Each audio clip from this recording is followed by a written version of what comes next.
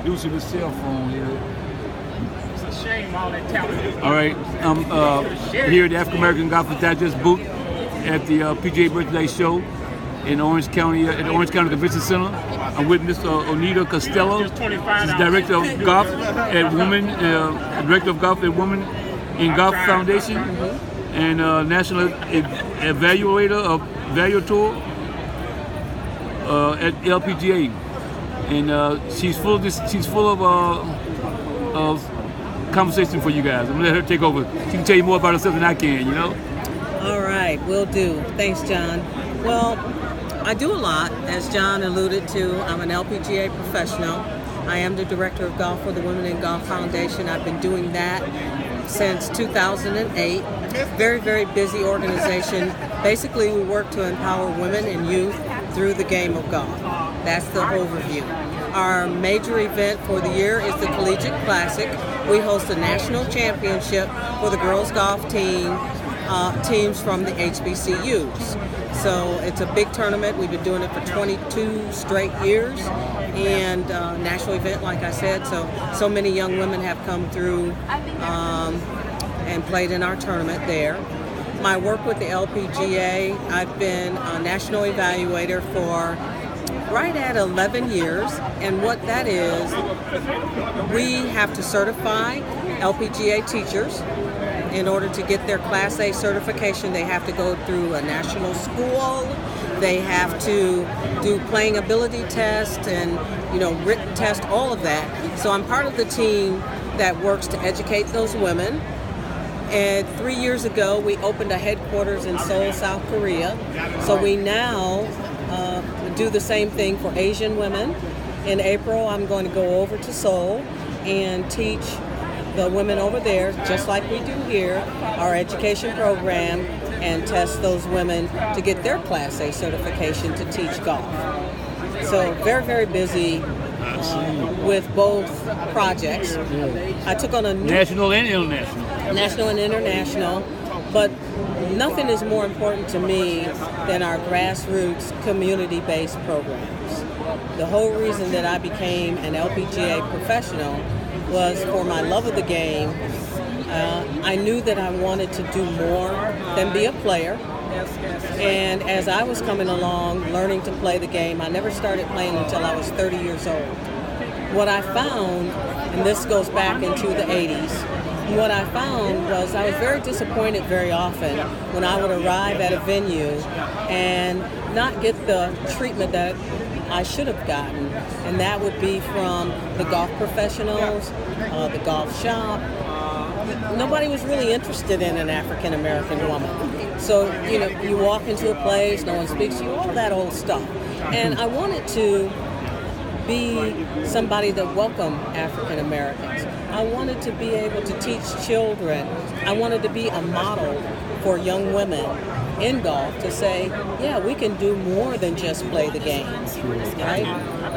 So becoming an LPGA professional, it took me a while to ponder that, whether that was the route I wanted to go. And when I made the decision, my only regret was I had not made that decision sooner. I hear that. Very proud to be an LPGA member. I like to tell the story about the Caucasian only clause, which existed in the PGA up until the year 1961. Sure, thanks to Charlie Sifford and Anthony Moss. All the work and pain that those guys had to go through and the struggles that they went through simply to be able to play a game and make a living at something that they did well. With the LPGA, I was very proud. I met most of the 13 founders, and those 13 women back in 1950 were in a room putting together the charter for what is now our global organization, and they made the conscious decision in 1950 not to add that Caucasian-only clause. And so that makes me proud to be an LPGA member, and the fact that they have the faith and in me and to elevate me to being on the global education team. Obviously, I'm the first and only African American. Always happy to be a first, but I want to see the day happen when those first go away. that people aren't saying they're the first anymore because there's so many. The first 12. Yes. Or the first 20. Right. Exactly. Know, yeah. Exactly. We watched that in Tiger and golf. Unfortunately, Jackie Robinson came into baseball one night. He was the first. But after that, the floodgates opened up. You had Larry Doby and Hank Aaron and Willie Mays and whatever, And in football, you might have had Jim Brown and many more. In basketball, we had Bill Russell and this one and many, many more. But in golf, we had Charlie Sifford, and those came after Sifford, like Jim Dent, like Jim Thorpe, like Cabot Pete, like Lee Elder, and so on and so forth. And then all of a sudden, Tiger came, and the doors seemed like they were shut. And it's still a mystery to what happened to the influx of people following those icons and pioneers, Right. So like yourself, you are familiar. I know you know Renee Powell. You Renee. Absolutely. I'm from friends. Ohio. Sure. And so like you're saying, you like to see those days far well gone when there's just a first, always the first. Right. Here it is 2017. We like to say, hey, I'm the first of 20. That's right. And, so and I to your point, to your point that when Tiger came along in 1997 and he won the Masters. Yeah, 95. He brought a glamour to the game that didn't exist before. Sure. And something called Tiger Mania happened. And you're absolutely right that since that time, what happened? Harold Varner III. We got Harold Varner III right now. Well, I think that we have, I want to say there are 4 African-American card-carrying Class A members on tour out there right now. Tiger Woods, Harold Varner, Sadina Parks, and... Oh, so including the LPGA. Right. Cheyenne, you got Cheyenne. And Cheyenne Woods. Yeah, Ginger Howard now? Ginger Howard is on our the Symmetric tour. I thought she had Ginger Howard. She's on the Symmetric tour. So you have and Mariah Stackhouse, and they're not Stackhouse has her conditional card. Okay. And so what we want to see, what happened to the numbers that we had back in 1997. And at that point, the number of card-carrying members was, I want to say it was 8. We had Larry Suggs on the LPGA tour. Renee had already retired. And then there were several guys out there, including Jim Dent, Lee Elder, Calvin Pete, Thorpe, all those guys. Yeah. And certainly we know that probably the majority of those guys started out as caddies. And that system is gone. So I think where the disconnect happened was with Tiger Mania, we went to more of the first tee type of programming as opposed to grassroots programming. And with those national-based organizations, they've done well in bringing in numbers. But I think that there's a bit of a disconnect when it comes to our community in particular and the education that we need because we are different. We are different.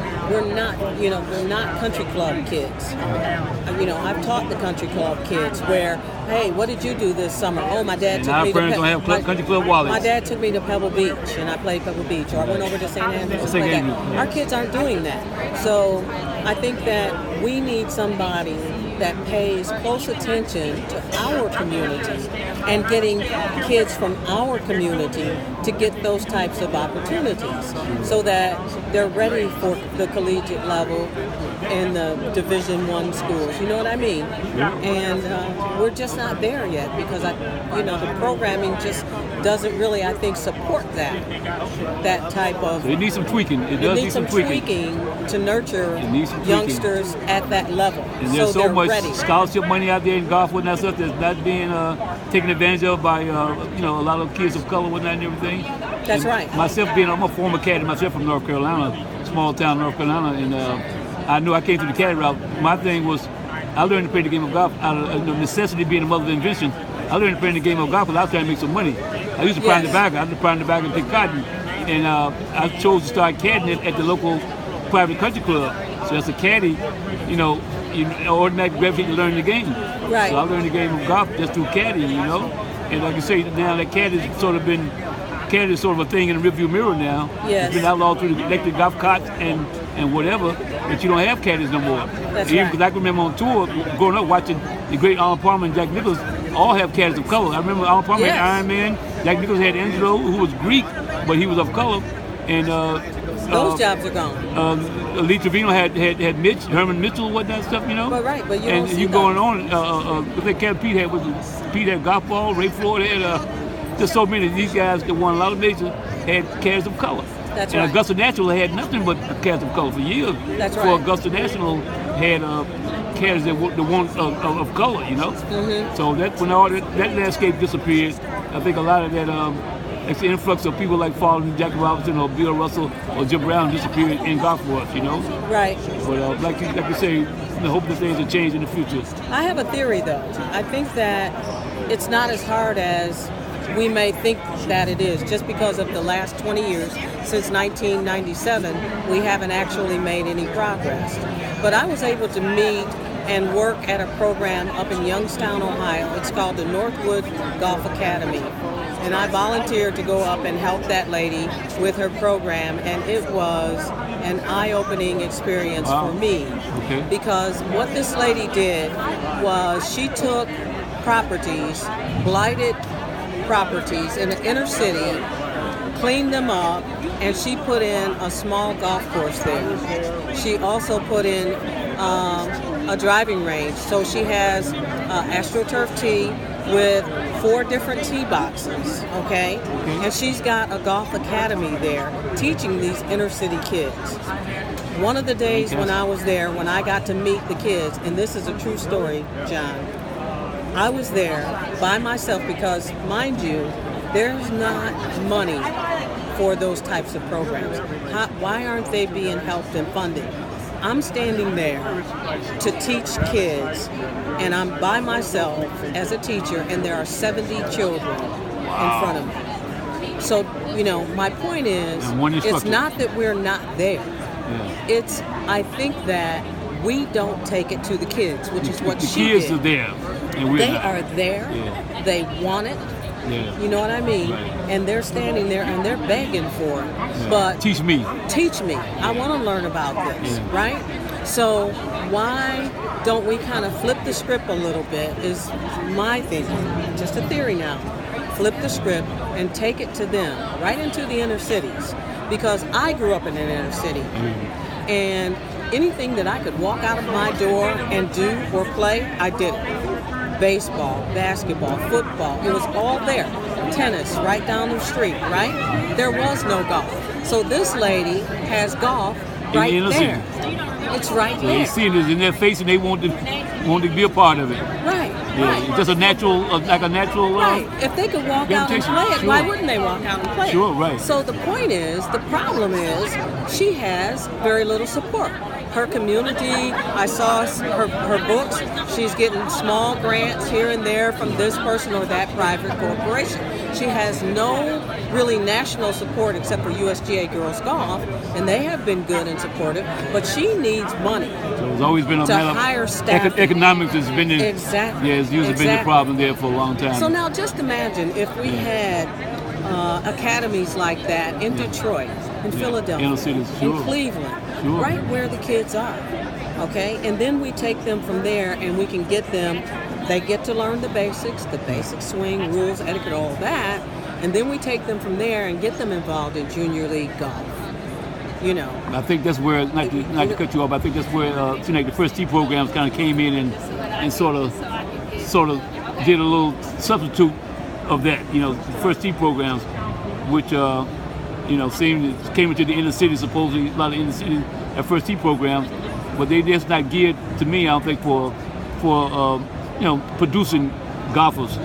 Right. From the inner city. And they're an introductory program. They introduce youth to more golf. like the Boy Scouts, to a certain degree. And if a kid is lucky enough to have parents who have that kind of foresight, maybe the money or the wherewithal to get them to places on time and to work at getting them to practice and all this, if they're lucky enough to do that, then they can be successful.